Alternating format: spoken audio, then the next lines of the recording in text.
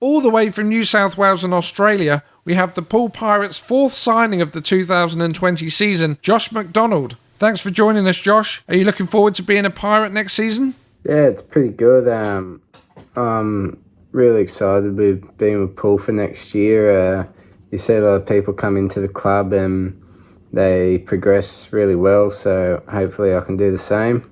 Now, with Poole moving to the Championship League this year, some of the Pirates fans may not be aware of your experience on British tracks. Can you tell us your journey so far racing here in the UK? I originally signed for Workington at the end of last year, and for reasons they end up shutting down, I think early January. So, but because I'd done all my visa and everything like that, I still had to fly over and collect that, and I thought I may as well stick around for a bit, see what happens, and end up getting picked up by Sheffield. I think it was midway through the season, and yeah, end up finishing the year with them. Awesome. And what's your take on British Speedway? Yeah, it's good. It's when you're winning races, it's good. When you're not, it's a bit tough at times, but yeah, it was good times and tough times last year, but yeah, I really enjoy it.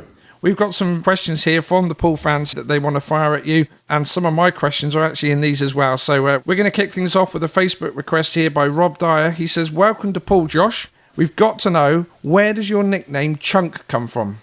It was a fair few years ago. I think it was when I was racing dirt track.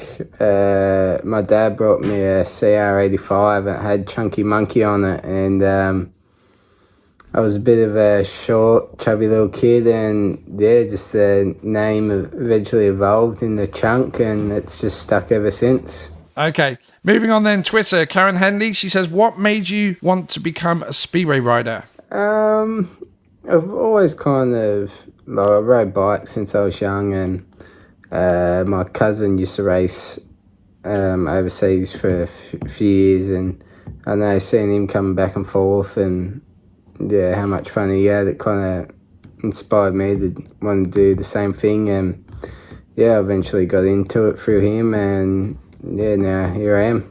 Staying on Twitter, Ross Bennett, this is a bit of a question here. All he says is Ward, Holder, Crump or Adams? Question mark. Well, if it's going for favourite, I'd have to say probably I'd have to go Crumpy. I've always liked the way he rode the bike. He's always aggressive, and yeah, he's good all round. Kind of links in with the next one, actually. Facebook, Finlay Coles. Do you think you can follow in the footsteps of all the Aussies at Poole? Now, obviously, we've just heard of those names as well, Poole legends. So, big boots to fill there. You up for it? Yeah, of course I am. Like that, it's a thing that excites me a lot about coming to Poole. Like I said before, you see a lot of people come in, and really their careers kick off from there. Like they just start finding real good form, and everything starts working. And yeah, that's something hopefully I can do the same and keep following in them footsteps. Okay, moving on to Twitter, Peter Cross here. He says, "Who was your idol when you were younger, and who do you look up to now?" I don't say I really have many idols when I, like, growing up. Like, I always liked to watch Tony Ricartson race, but yeah, I wouldn't say I look up to anyone now. It's just kind of people who inspire you to do some things, like Jason Doyle. You see from what he was a fair few years ago to what he is now. That kind of inspires me. Like, if I work hard enough, I could do the same thing. Okay, Michelle Tucker on Twitter here. She says, "What or who motivates you?" Probably me family always motivates me. I guess they tell me how proud they are of me, and yeah, like when you're away for 9 months, it's tough, and yeah, they at least motivate me to keep doing my best. What about when you're actually at the track and you're doing the parade, obviously your first heat, the fans, encouragement and so on? How much does that affect you? Does that give you a buzz? Does that motivate you on the evenings? Yeah, you go to, I think there was think there was a meeting we done with Sheffield. I think it might have been my first meeting with Sheffield this year, at home with Leicester.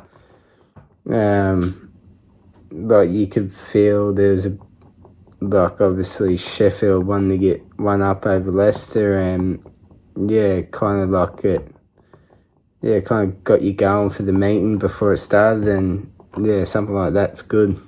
Excellent. So we need the Poole faithful there to really give you lots of cheers when you're coming round to the starting gate, because it does make a difference. Okay, and last question here from the fans. Andrew Day on Facebook. What are your targets for this year, and why do you want to ride for Poole this year? This is quite an important question for the Poole fans. Why Poole? But when obviously the news with Sheffield, they were going up, and I heard Poole coming down, and pretty much the same thing like what I was saying before. It's all about progression, and you see some people, they go to clubs and they're stuck there for years, like they get better but they don't move on, where I want to come in and I want to keep progressing, I want to keep doing better each year. So like something like that, and you see so many people do it from Poole.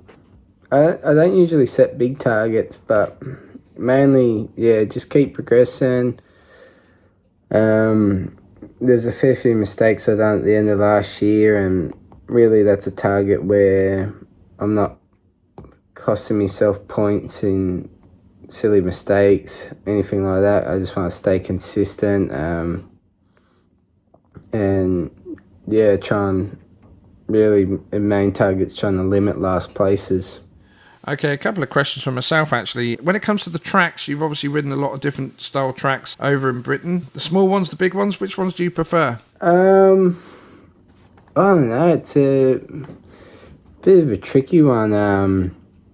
I struggled on some of the small tracks this year, but I quite enjoy small tracks. I quite enjoy big tracks. I don't really have any favourites, to be fair. Actually, that's a spot-on answer, really, isn't it? Because I suppose if you want to be the accomplished speedway rider, you've got to be able to ride the small and the big, and actually arrive at them and be ready to get on track and just give it some. Yeah, exactly. Like, I don't want to be someone who's only good at big tracks, and then I don't want to be someone who's only good at small tracks. I kind of want to be consistent all round on all different type of tracks. Okay, well, it was only just over a week ago that Danny King was announced as the third signing, obviously captain as well.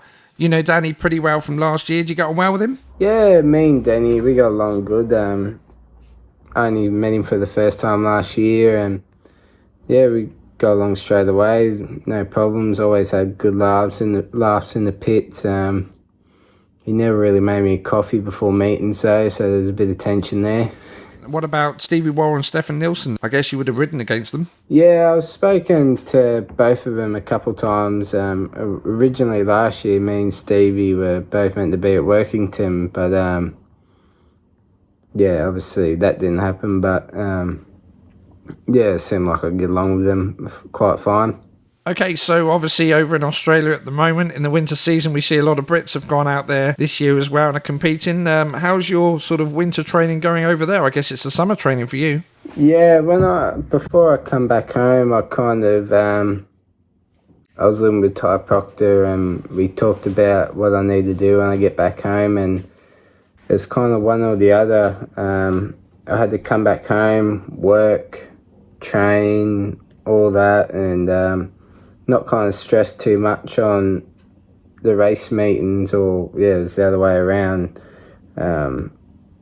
Keep forking out money doing all these meetings and stuff like that. So I kind of went with the first option. Mainly I've been doing a lot of training, a lot of work to save money, because kind of going bags out on equipment next year, so trying to save as much as I can. But I've done a couple of meetings and they haven't been too bad. I got third in Victoria, state titles. I got a fourth in Queensland, and I got 8th the other weekend at Curry for the New South Wales ones, which I wasn't happy about. I expected to do better. you're going to be ready to go. You're going to have good kit behind you. You're going to be ready to progress for another year in Speedway. Yeah, that's what I wanted to do. Like, I didn't want to come over and be low on funds and kind of chase my tail straight away. Yeah, I just wanted to make sure I had all the spares I needed, all the good equipment I need, everything to be competitive straight off the mark is what I wanted to do. I didn't want to leave anything on the table, pretty much.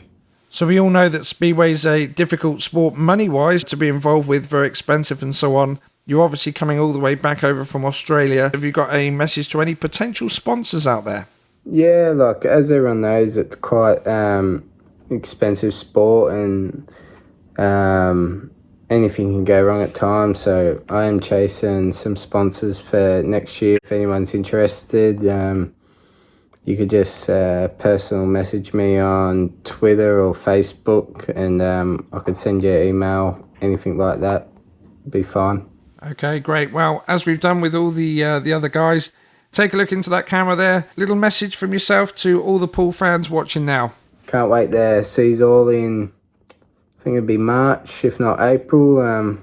Hope you all have a good Christmas and Happy New Year's, and can't wait to get the ball rolling. Well, thanks very much for joining us, Josh. You enjoy your summer over there in Oz. It's pretty warm out there, pretty cold over here, I can tell you. Enjoy the rest of your season out there racing, getting funds ready for the new season, and we'll see you in 2020 March, press and practice day, as a full-blown Poole Pirate.